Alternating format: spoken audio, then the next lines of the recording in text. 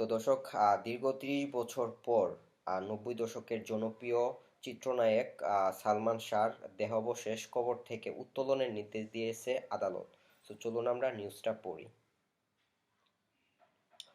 তো চলচ্চিত্র কিংবদন্তি নায়ক সালমান শাহর মৃত্যুর রহস্য ঘিরে নতুন মোড় সৃষ্টি হয়েছে। প্রায় ৩ দশক পর আদালতের নির্দেশে তার দেহাবশেষ কবর থেকে উত্তোলন করে পুনরায় ময়নাতদন্ত করার সিদ্ধান্ত নেওয়া হয়েছে। গত ২৪শে মে ঢাকা মেট্রোপলিটন ম্যাজিস্ট্রেট জুয়েল রানার আদালত এ আদেশ দেন। মামলার তদন্ত কর্মকর্তার আবেদনের পরিপ্রেক্ষিতে আদালত নির্বাহী ম্যাজিস্ট্রেটের উপস্থিতিতে দেহাবশেষ উত্তোলন, সুরতহাল প্রতিবেদন প্রস্তুত এবং পুনরায় ময়নাতদন্ত সম্পূর্ণ করার নির্দেশ প্রদান করেন।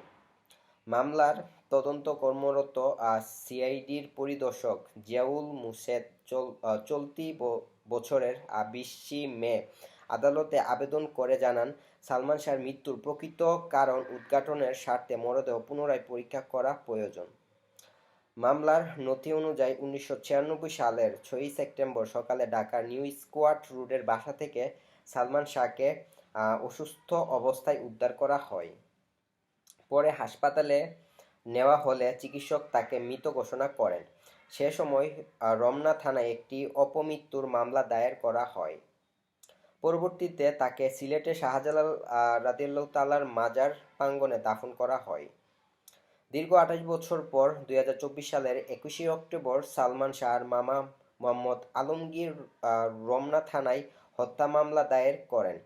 দণ্ডবিধি ৩০২ এবং ৩৪ ধারায় দায়ের করা এ মামলায় তার স্ত্রী সামিরা হক, শিল্পপতি ও প্রযোজক আজিজ মোহাম্মদ বাইসসহ একাধিক ব্যক্তিকে আসামি করা হয়েছে। এর আগে আদালত অপমৃত্যুর মামলাটি হত্যা মামলা হিসেবে গ্রহণের নির্দেশ দেন। অভিযোগে উল্লেখ করা হয়েছে, মৃত্যুর সময়কার বিভিন্ন অসঙ্গতি ও সন্দেহজনক পরিস্থিতির কারণে ঘটনাটি নতুন করে তদন্তের প্রয়োজন দেখা দিয়েছে। আদালতের সাম্প্রতিক এই সিদ্ধান্তের ফলে সালমান শাহর মৃত্যুর ঘটনা আবারও জনমনে ব্যাপক আলোচনার জন্ম দিয়েছে। একই সঙ্গে চলচ্চিত্র অঙ্গনেও নতুন চাঞ্চল্যের সৃষ্টি হয়েছে। তো দর্শক, এই ছিল নিউজ। তো এখন কথা হইতেছে যে দীর্ঘ ৩০ বছর পর কবর থেকে লাশ উত্তোলন করা হবে এবং ময়নাতদন্ত করা হবে। তো এখন ৩০ বছর পরে কবরের মধ্যে কি থাকতে পারে আর কি বা ময়নাতদন্ত করবে, ওইখানে কি আদৌ কিছু পাবে?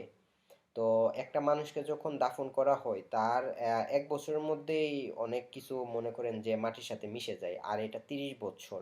এখন ওইখানে কি আছে একমাত্র আল্লাহই জানে। তো আপনাদের কি মনে হয়, এখন যদি ময়নাতদন্ত করার জন্য উত্তোলন করতে যায় ওইখানে কি পেতে পারে, বা আদৌ কি এটা করে কোনো কিছু হবে? তো এটা আপনাদের মতামতটা কমেন্ট সেকশনে জানাবেন। তো ভিডিওটি দেখার জন্য ধন্যবাদ। পরবর্তী ভিডিও দেখার জন্য অপেক্ষা করবেন।